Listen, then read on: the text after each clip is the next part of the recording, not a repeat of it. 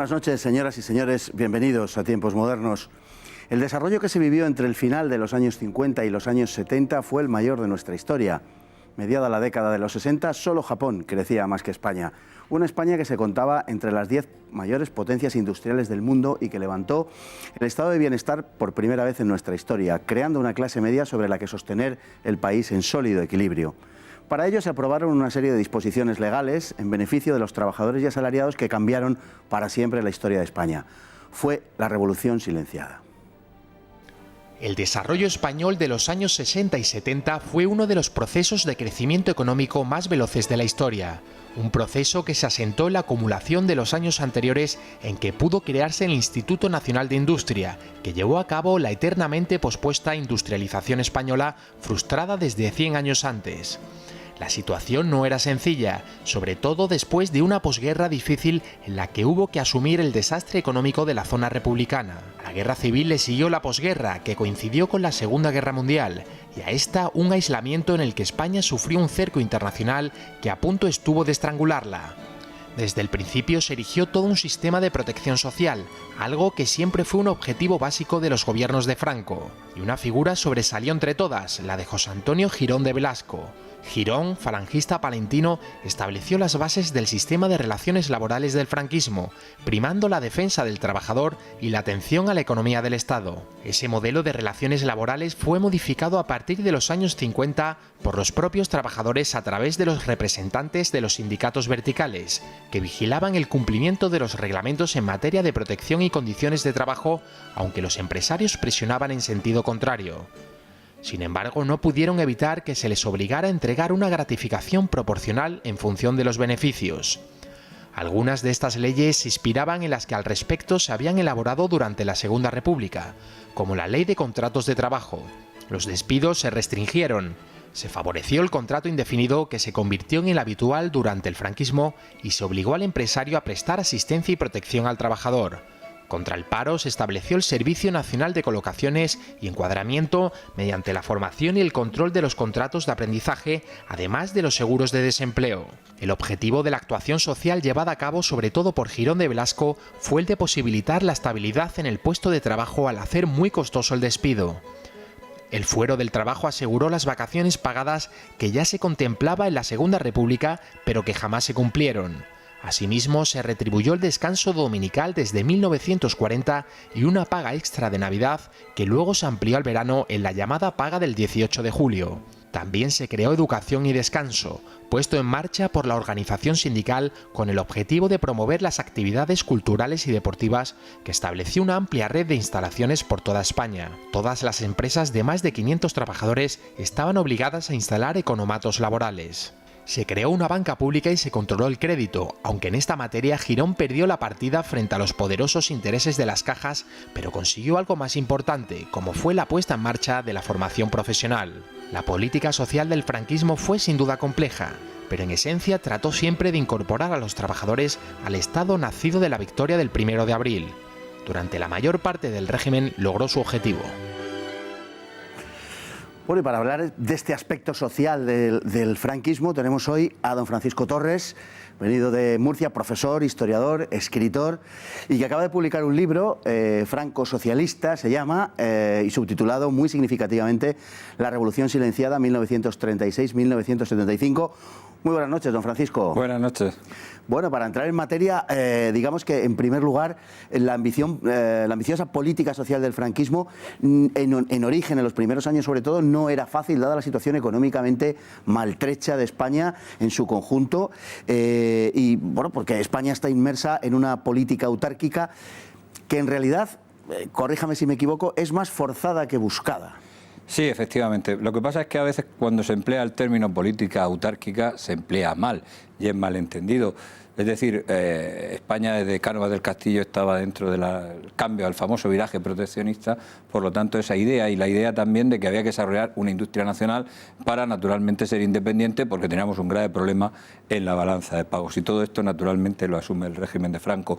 Pero lo que se conoce como autarquía normalmente es más condicionada que otra cosa. Ten en cuenta, antes se ha oído en la imagen del vídeo, que cuando la guerra civil acaba, pues España tiene un problema de falta de divisas, porque han sido, en fin, las reservas de oro fueron enviadas a la Unión Soviética, y una deuda, que es lo que a veces no se dice, que hay que acumular todos los pagos pendientes del periodo republicano. Subían unos 500, 600 millones de euros en la época, que es una burrada, más que la reserva que teníamos anteriormente, siendo una de las más grandes de Europa o del mundo que teníamos antes. Entonces, por lo tanto, esto deudas es una que se asumieron. Se asumieron todas, porque naturalmente hay que asumirlas, ¿verdad? Si no, no puedes pedir crédito.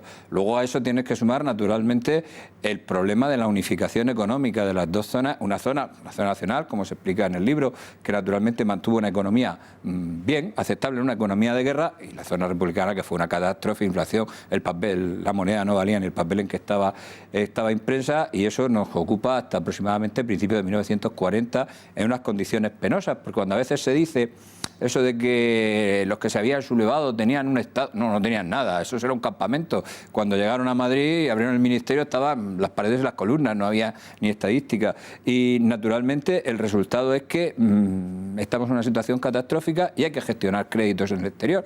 Y claro, gestionar un crédito en el exterior no es venderse al mejor postor, como algún historiador viene a escribir, sino que era objeto de una larga negociación. Y está ya la Segunda Guerra Mundial, que es una guerra que también tiene una vertiente económica muy importante, con un mercado restringido. Con lo cual, todas esas circunstancias son las que nos imponen pues, las cartillas de racionamiento, la necesidad de controlar los cupos que venían. Inglaterra y Estados Unidos, que naturalmente controlaban el acceso al petróleo, a materias primas, con lo cual, dentro de toda esa situación, es curioso que en una situación de recesión, el régimen de Franco se dedique a hacer política social.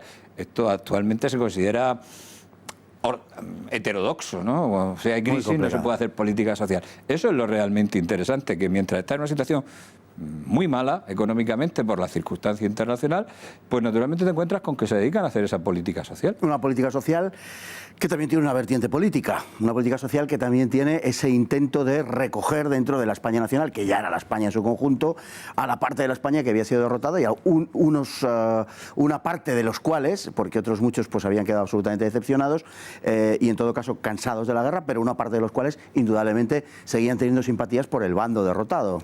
Sí, es que Franco, además, Franco escribió mucho y además pronunció muchísimos discursos desde el principio.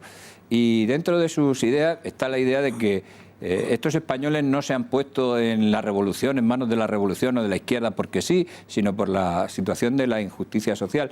Y él, que comparte mucho la doctrina social de la Iglesia, parte de la idea de que hay que acabar con la lucha de clases. Y para acabar con la lucha de clases hay que acabar con la justicia social. Por lo tanto, eso es lo que Franco hace. Hay una frase de Arrese que lo explica muy bien. Nosotros lo que hacemos, lo hacemos por conciencia y no por conveniencia. Es decir, y desde el principio, Franco en los primeros discursos ya dice que él no viene a quitar ni una sola de las normas sociales que se habían dictado pero no aplicado, ¿verdad?, sino que viene a ampliarlas.